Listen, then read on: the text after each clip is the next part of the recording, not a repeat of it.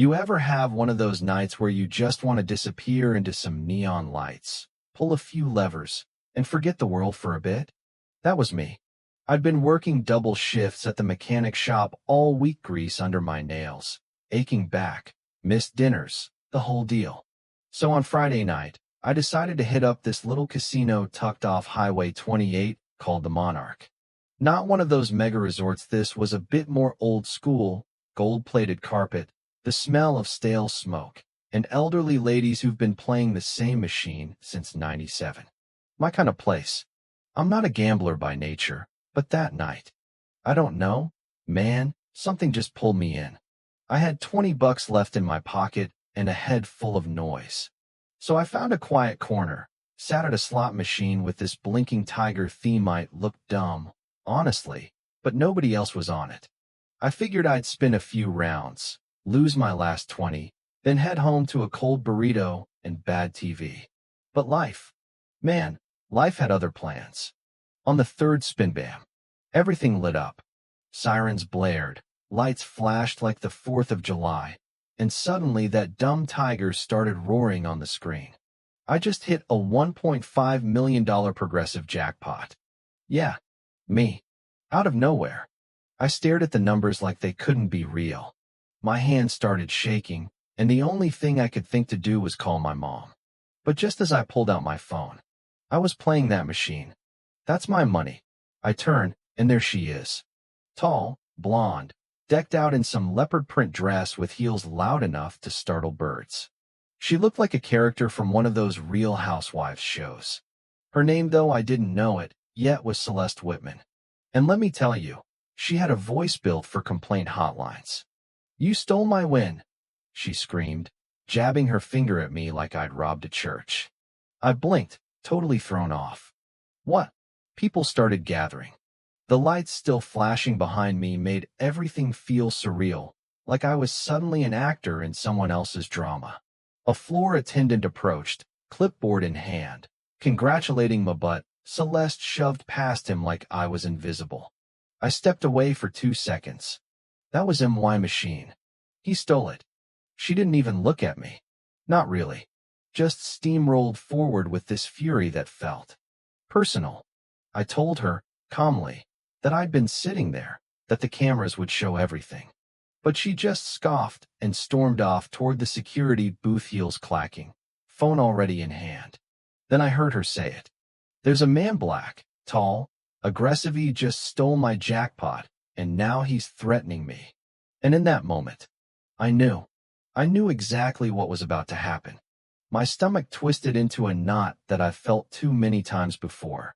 Because I've seen how this script plays out. Someone like her says the magic words, and suddenly, my dignity becomes negotiable.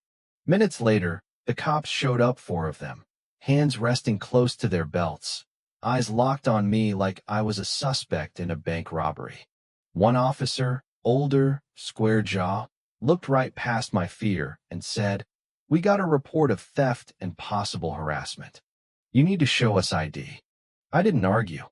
I didn't raise my voice. I moved slowly, carefully, like I was defusing a bomb, handed over my wallet, and said, "Check the footage."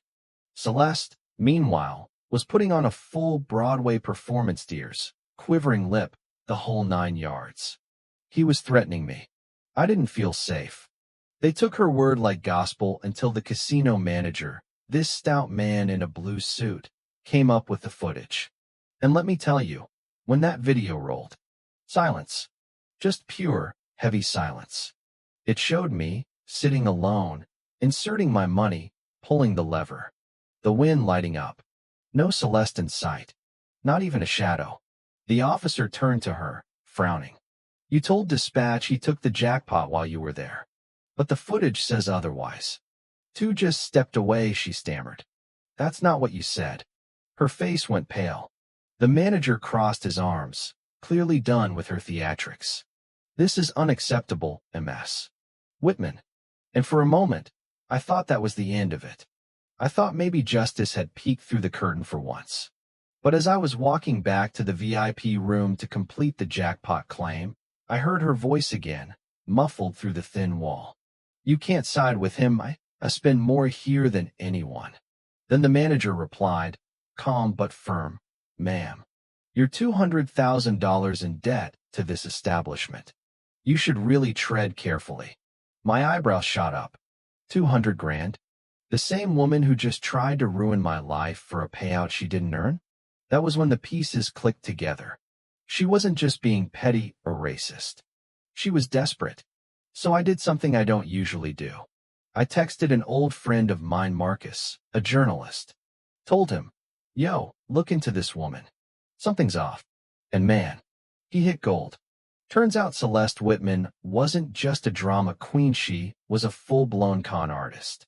Fraud, identity theft, fake charities, unpaid loans, bogus companies. Her rap sheet read like a crime novel. There was even a case from years back where she scammed a cancer charity for kids. Marcus dug deep, pulled up receipts, archived articles, court records. And I thought, nah, this ain't staying buried. I posted everything online. One tweet. That's all it took. This woman falsely accused me of stealing a casino jackpot. Turns out she's the real thief. Receipts attached. I added screenshots, court docs, and a screen grab from the security footage. Within hours, it exploded. Local news picked it up. Then national. Headlines everywhere. High roller accuses man of theft while hiding $200,000 debt. Fake charities, real crimes, the rise and fall of Celeste Whitman. And the fallout? Oh, it came fast and hard. The monarch banned her for life. No more comp suites, no more fancy drinks, no more private tables. Her socialite friends vanished like mist-deleted photos, unfollowed her, didn't return calls. Her bank started foreclosure on her overpriced mansion. Her real estate agent dumped her. And then, the cops showed up. This time, not for me. They showed up at her house, TV crews, and tow warrant in hand for fraud charges in 2 other states. She got hauled out in a robe, screaming, I have a lawyer, as they slapped cuffs on her in front of her marble staircase. That was the moment. That was justice. And me? I was back in my new penthouse, sipping whiskey, watching the news unfold like a season finale. But I didn't stop there. With a part of the winnings $100,000, I donated to organizations helping folks who've been wrongfully accused, racially profiled, or dragged through mud like I almost was. People who never get their footage played. People who get erased before they even speak. After that, I started speaking up.